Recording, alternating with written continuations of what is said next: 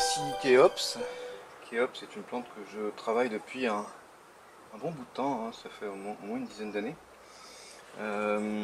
Kéops, il a la particularité d'avoir un codex aplati. On s'en rend bien compte ici, là, comme ça. Alors il vivait depuis 3 ans dans cette terrine.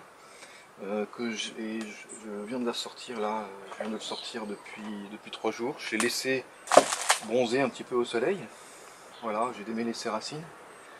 On va pouvoir maintenant s'attaquer au travail des racines pour donner une assise encore plus imposante à ce très très beau codex. Donc il y a des racines, toutes les racines qui repartent vers le centre seront éliminées. On ne conservera que celles qui partent vers l'extérieur. Sauf parfois quand il y a des mouvements assez rigolos comme ça. Mais il sera replanté à peu près au même niveau en fait. On va juste garder le départ des racines visibles. Cette racine, j'hésite encore à la supprimer ou pas. Je pense qu'elle va sauter à un moment. Puisqu'en fait l'autre, ça va ramener il y a une grosse racine là qui est juste en dessous en fait, qui va permettre d'avoir encore plus d'élévation. Alors pour la partie supérieure, en fait, alors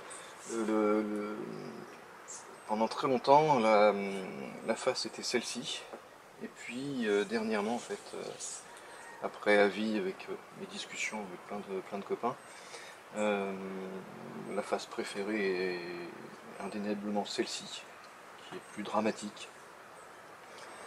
Alors après, la partie haute en fait ne correspond pas à un bonsaï classique, puisque là on a pas mal de départs, on a beaucoup trop de branches en fait dans l'absolu, mais ça apporte quelque chose. Là par exemple, on a cette branche principale, en fait il y a 2 branches principales qui donnent la direction de l'arbre. Tout le mouvement donc, part comme ça. Tout ça donc sera maintenu assez court pour donner vraiment cette puissance par là-bas.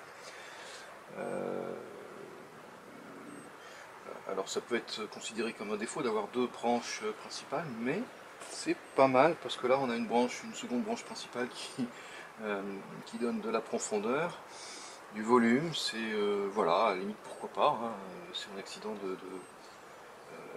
une grosse intempérie, un gros cyclone on a vu ça dans la nature, en fait ça existe.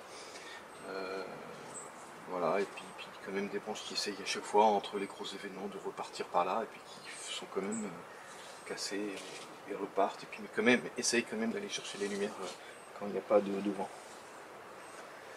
Donc voilà, moi ce côté où il y a beaucoup de branches en fait, c'est pas mal pour une seconde chose, c'est que quand on décide d'en supprimer en fait, ça laisse un vide, mais la branche a permis de créer en fait de créer un vide sympa, parce qu'en fait il y a une interaction en fait. Par exemple quand on regarde ces 3 branches, la branche du milieu va donner une forme, hein, c'est elle qui donne cette forme aux 2 autres.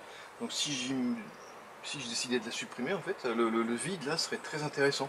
Ce serait pas un vide mou, ça serait. Alors que effectivement cette branche là est un peu molle. Et puis ça serait rien du tout de la supprimer. Donc souvent j'aime bien laisser des branches qui vont donner la beauté en fait aux autres finalement. Voilà, donc celle-là aussi elle est bien. Elles partent toutes du même niveau, bon ça se fait pas trop, mais dans son cas à lui, dans le cas de Kéops, c'est pas mal. Donc la cime elle est vraiment là, hein. Elle sera là bien sûr, elle sera un peu plus étoffée. Mais voilà, on sent bien que c'est une plante qui a de la patine, hein. On voit d'ailleurs à son épiderme où on voit du lichen un petit peu partout, là, comme ça, qui commence à bien pousser. Ça c'est vraiment une marque de maturité de l'arbre, hein. Voilà. Moi c'est une plante que j'aime beaucoup, je la trouve magnifique, elle exprime beaucoup de choses. Et je sens qu'elle a un potentiel assez extraordinaire, avec encore peut-être 1 à 2 ans de travail là, mais on n'est pas loin de la fin. Merci beaucoup.